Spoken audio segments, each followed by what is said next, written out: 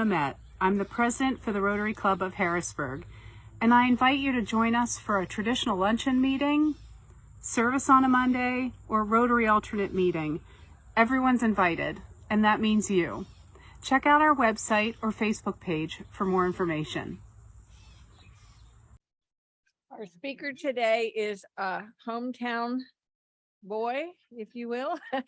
His father was the late John H. Baer and was a longtime Capitol correspondent for the Patriot News. So it should come as no surprise that a PennLive and Harrisburg Patriot News columnist is joining us today. Formerly a decades-long Philadelphia Daily News and Philadelphia Inquirer columnist. He was tagged years ago by the National Journal as one of the nation's top political journalists outside of Washington.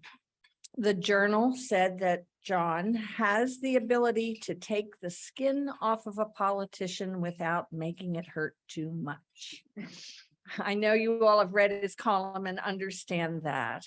A graduate of Mount St. Mary's University, he has a master's degree from Temple, Congressional Fellow in Washington under the auspices of the American Political Science Association. He's a fellow of Loyola University School of Law's inaugural journalist law school program in Los Angeles. John's freelance work has appeared in the New York Times, the New York Post, the Washington Post, US Today, The Nation, Newsweek, Salon.com, American Journal Review, Columbia Journalism Review, just to name a few. He's a founding member and president of the Pennsylvania Press Club. I know we're all familiar. They meet here at the Hilton on the fourth Monday of the month and compete with us for attendance. Maybe we can figure out a way to join forces. I don't know. John has taught graduate level journalism at Temple, lectured at Pennsylvania colleges and universities.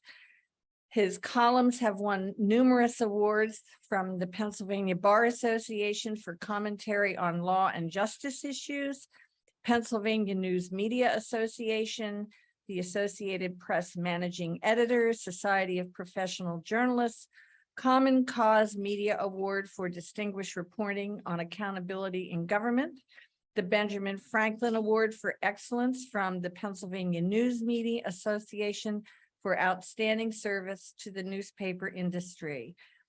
John states in his 2012 book, On the Front Lines of Pennsylvania Politics, in his introduction, that covering Pennsylvania politics is like going to the circus every day. I don't think he'll tell us today much has changed. Please join me in welcoming John Baer.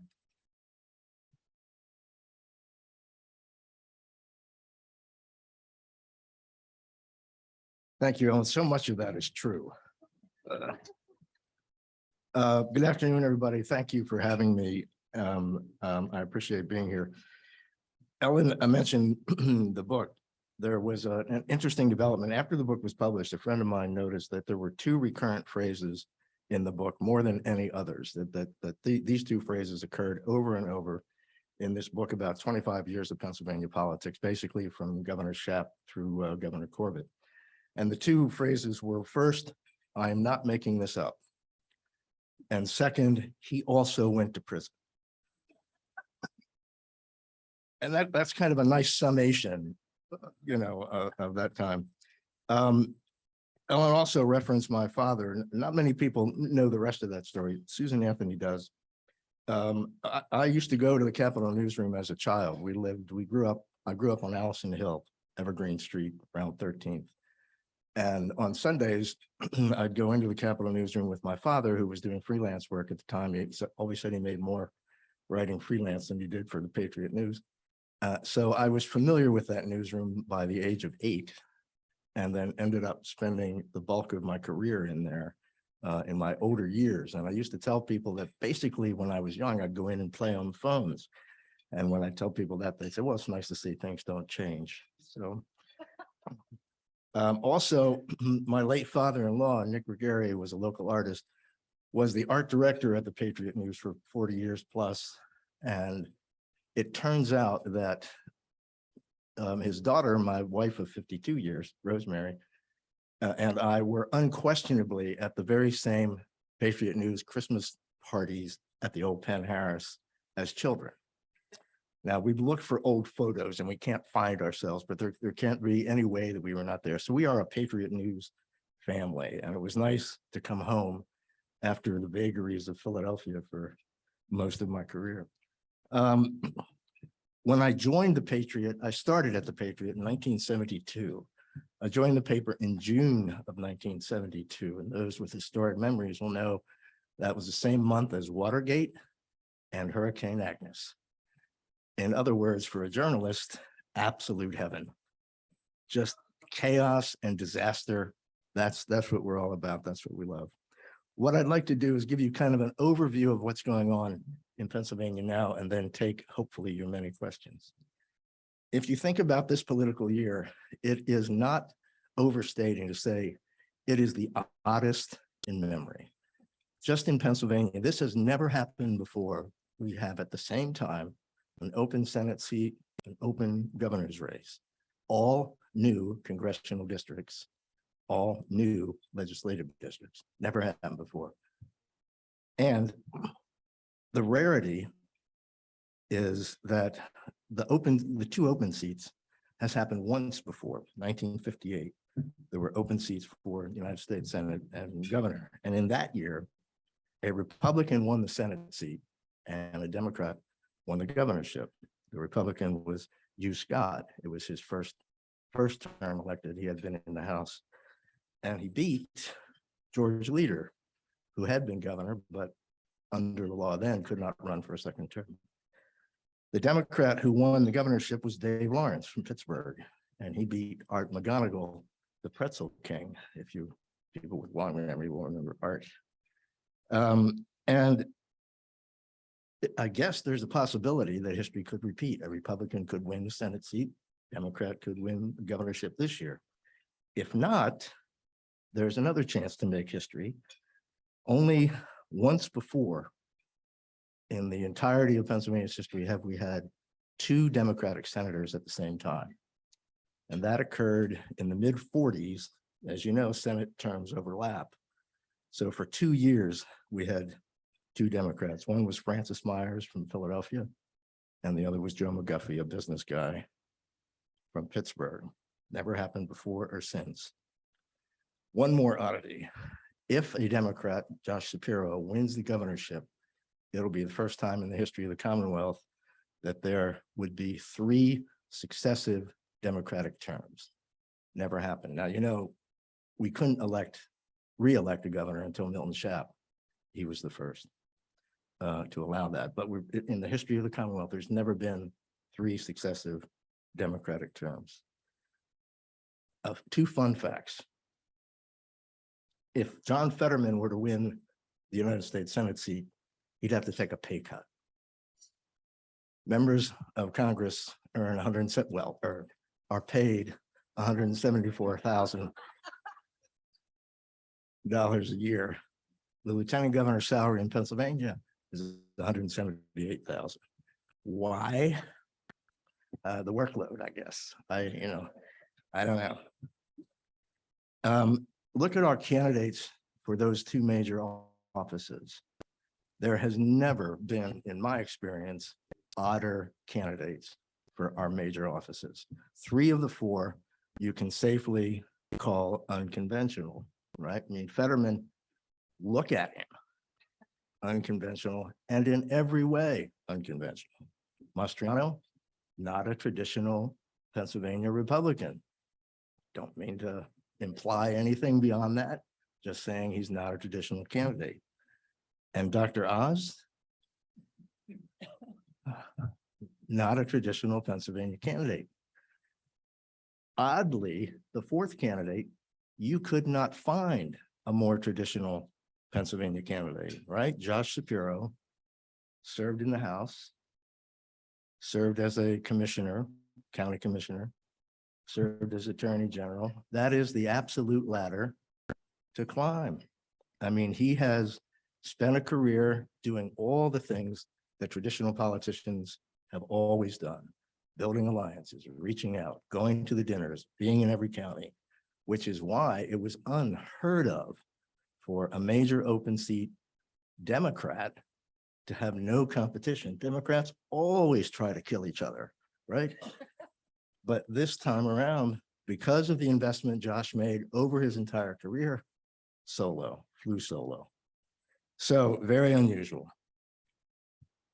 Now, we have all of this going on in an atmosphere and what professionals call a structure of the campaign that, as everybody knows, benefits Republicans because of Biden, inflation, gasoline, Afghanistan, COVID, name it.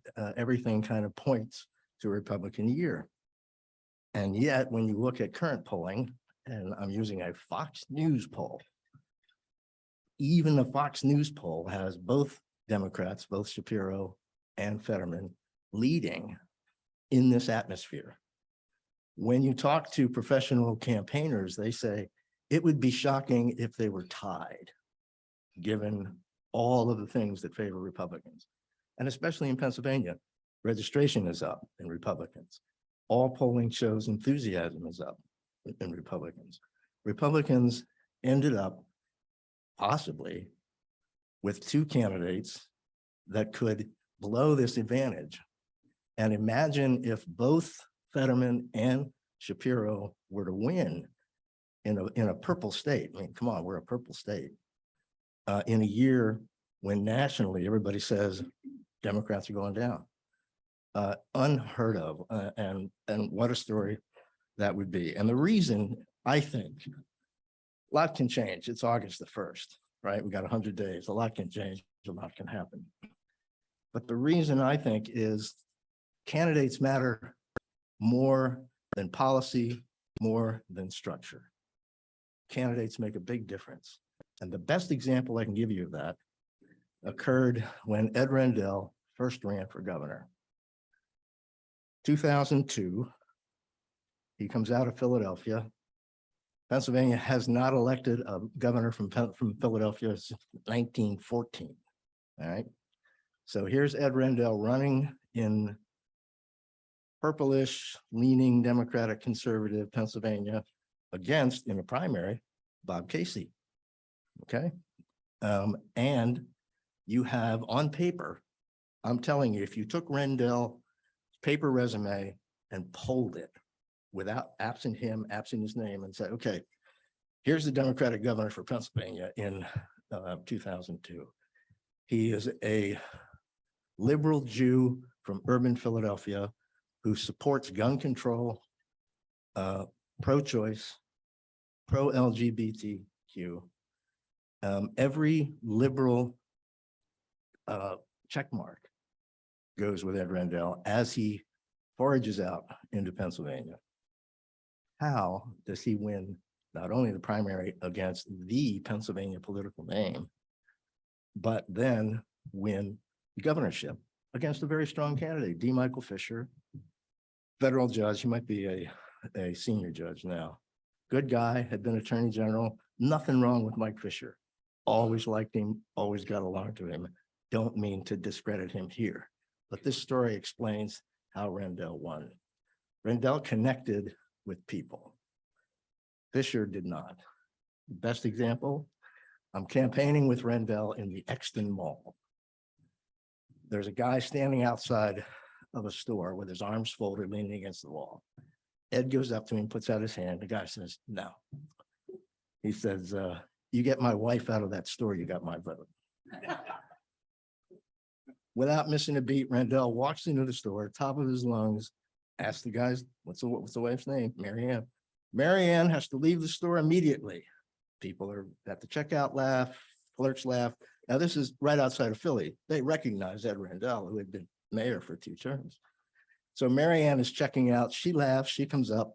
They says hello. He brings Mary Ann over to a guy, and the guy says, you got my vote.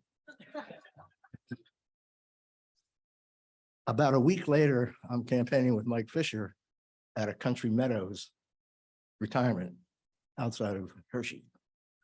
Fisher gets up. I have my notebook open. Fisher gets up and begins by saying, My mother died at a Country Meadows.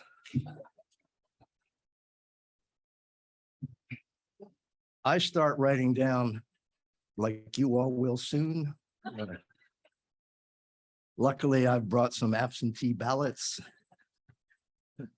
So candidates matter. I mean, Rendell could connect.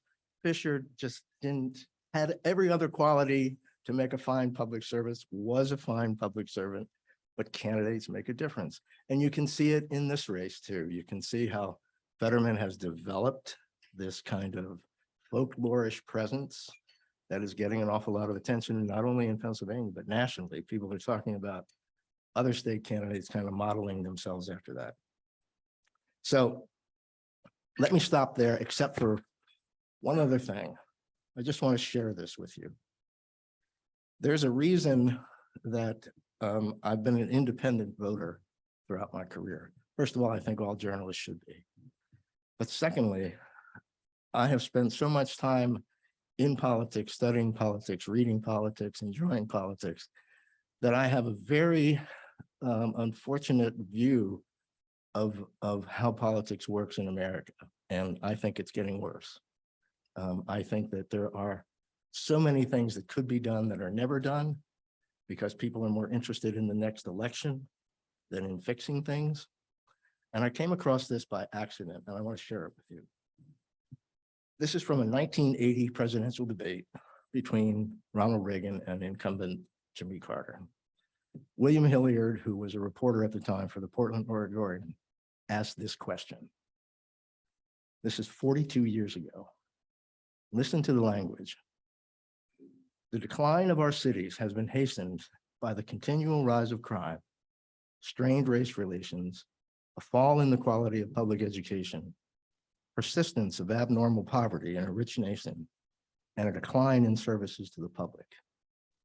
The signs seem to point to a deterioration that could lead to the establishment of a permanent underclass in the cities. What specifically would you do in the next 4 years to reverse that trend? Am I wrong? Could you not ask that question today? Reagan, the Republican, talked about creating development zones, tax incentives, opening businesses to provide jobs, and giving property tax breaks in those areas. You could hear that today. Carter, the Democrat, talked about successful urban renewal programs for housing, transit, education, and the need to invest in more such programs. They'd say that today. 42 years ago in 1980, the poverty rate in the United States was 13%. The poverty rate in 2021, which is the most current year for which you have it, is 13.4%.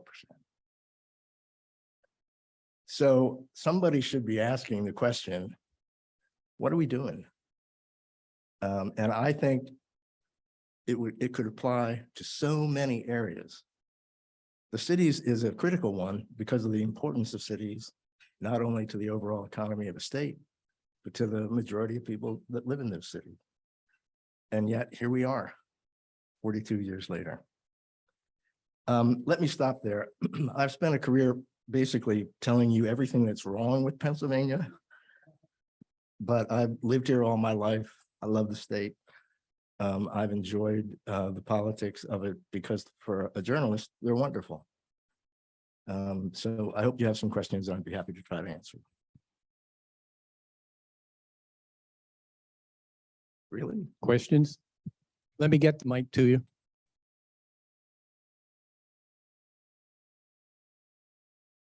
Thank you for being with us. Will there be a referendum on Roe v. Wade on the ballot, the primary ballot? Yeah, it's a great question. Absolutely, there will. I was a little suspect of that at the beginning. Everyone knew that was coming, I think. I've been surprised at the legs that it has had, and it is still a very hot issue. You can see it in fundraising on the part of Planned Parenthood, individual candidates and campaigns. There does seem to be, I mean, Pennsylvania traditionally for decades has polled in favor of maintaining Roe v. Wade. This will help Democratic candidates, particularly in the suburban areas. Now, the converse of that is obviously it will help Republican candidates in Republican areas, because people who have spent their lives literally trying to overturn Roe, for many, many people, this is the issue. This is the most important issue, the issue of life. So there will be an awful lot of energy on the side of life, keeping abortion or making abortion illegal. And there'll be an awful lot of energy on the other side. So it will be a factor. The thing is, so far anyway, a lot of polling shows people are, because I mean, if you think it through, people tend to vote on things that are specific to their life condition, right? So it's a rather small majority for whom abortion is directly to their lives. I don't mean to diminish the issue. It's an important issue, but people tend to vote on things like the economy and education issues and the cultural issues. They have always been used as distractions, which is part of the problem in this country. But yes, it will be an issue, and yes, it will benefit Democrats in Pennsylvania. In a lot of areas, it'll benefit Republicans. Sure. John, thanks for today. Loved it. Do you think there's any hope that there's a reversal for Citizens United? I don't, because, money makes the world go round in politics. It is the one thing that could really bring our politics back to some level of sanity. I mean, in Pennsylvania, it's the wild, wild west. There are no limits on what you can raise and spend for state offices. And it's just a shame. I mean, most states, majority of states have at least some campaign limits. I just think it goes on. I mean, the money thing is just poison. I mean, it determines what happens to our country. Money in politics determines what happens in our country. It is very rare that things get done. If things get done that are good things, it's almost coincidental. Usually things get done that will benefit moneyed people most. Sad but true. Yes, sir. John, I've really enjoyed your talk so far. I've only been in Pennsylvania for 15 years. I'm from Maryland. Now, in Maryland, the only thing we were known for was steamed crabs. Since I've been up in Pennsylvania, everything that I've ever heard of has been invented up here, from a Twinkie to a yo-yo to a moon pie to a Philadelphia sub. Telephone, everything that you can, I mean, did Pennsylvania really contribute to all this? Absolutely. Look, Pennsylvania, if you look at the history of the state, Pennsylvania, look, we're one of the first states where this Constitution was put together and this country was founded. Yeah. And yeah, we got, what we lead the nation in, mushrooms. Well, I always like to say three things. When you compare us to other states, it's tragic and sad to look at issues like infrastructure, issues like governance, issues like fiscal stability. U.S. News and World Report does an annual survey of states, all 50 states. They use like 80 metrics to determine best states, worst states. Right now, we're 40th. And as I said in the book, I'm not making this up. Current Federal Highway Administration data has us 47th in bridges, 46th in roads. And people say, oh, well, we have so many roads more than others, which is exactly why the legislature for decades should have been working towards that. I mean, if you have all those roads, isn't it incumbent upon you to make them safe if you're a public servant and not just worry about the next election? So yeah, Pennsylvania has a lot of great things. Potato chips, snacks. We're the snack capital of the world, right? Take a look at us. Which I mean, if you're going to sit home, can't drive, can't go anywhere, have a snack. When I list all the things that we're bad in, I always say, we are national leaders in three things: mushrooms, student debt, and tick-borne disease. Oh, boy. And John, weren't we also the first capital of the United States? York, maybe? I think it was York. Yeah. Yeah, we got a lot going for us. I think I'll stay here. Yeah, I'm staying. I'm getting buried in Maryland, but I'll stay up here until then. Don't worry.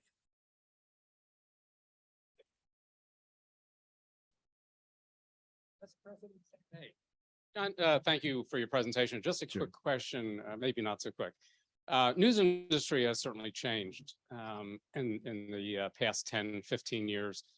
Growing up when Walter Cronkite said something, you believed it. Today, you wonder if Walter Cronkite were alive, it would depend whether he's working for Fox News or CNN. It's just concerning as to where you see the news industry going. And not only from the standpoint of the national news, but locally, you see these newspapers being acquired by large companies who have other interests. Same things with, like, locally, our news stations been acquired by large companies who have political agendas. It's a concern. Where do you see that going in the future? Yeah, it's a tragedy. It's something I've been mourning the loss of the news business for the last decade. And when I started out and would tell people I was a reporter or a journalist, it was almost like being a public servant. I mean, there was respect and regard for people who worked to get you as close to the truth as possible. There's not really a whole lot of black and white in covering politics or policy, but a good journalist can get you as close to the truth as possible. And we don't do that anymore. We've all become victims of the internet. When I talk to college kids and they say, what would fix it? I said, kill the internet. Do away with social media. There's just such a poison out there that, we used to praise and honor education and intelligence in this country.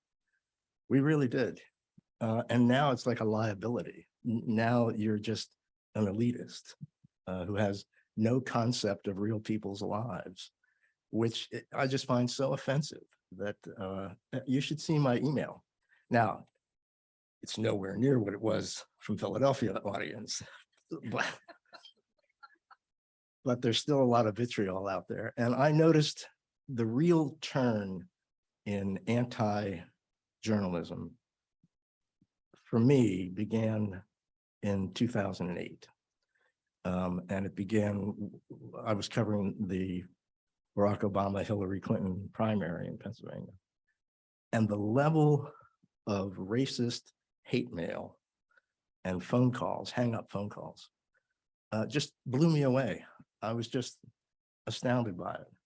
I mean, I think the country, ironically, took a nasty turn at a time when we were being told he's going to be a transformative president. He is going to help race relations so much. And in my view, the opposite happened, because it lifted the lid off of the hate. I mean, Trump didn't cause it, right? But he sure took advantage of it.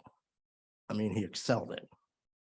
And it has to be reined in. I mean, there has to be some way to bring it back to some kind of normalcy. I don't know, maybe we never had normalcy, but it was never this blatant. And the news business today is about getting clicks, about getting hits, about getting ratings. And it's just very, very frustrating to read stories that are one-sided, hear stories that are one-sided. And I mean, there's a great book out now called Bad City. It's by a reporter at the Los Angeles Times who had to fight his newspaper to do magnificent stories on huge scandals at USC, at the University of Southern California, which ended, by the way, in the resignation of top college officials and top newspaper editors. Because the linkage between the two, because of advertising and because of financial support, because the paper was owned by a corporate giant, affected the news, tried to kill or water down these stories. And it's all in a book called Bad City, which is really very depressing to read. But and to think that this goes on in a country that's supposed to be the greatest democracy on the planet. So yeah, I mean, the news media is awful. I will not watch MSNBC. I will not watch Fox News. When I tell people, if you're going to watch a debate, watch it on C-SPAN. Nobody tells you what to think. Nobody tells you who did what. You get to judge who you thought did the right thing.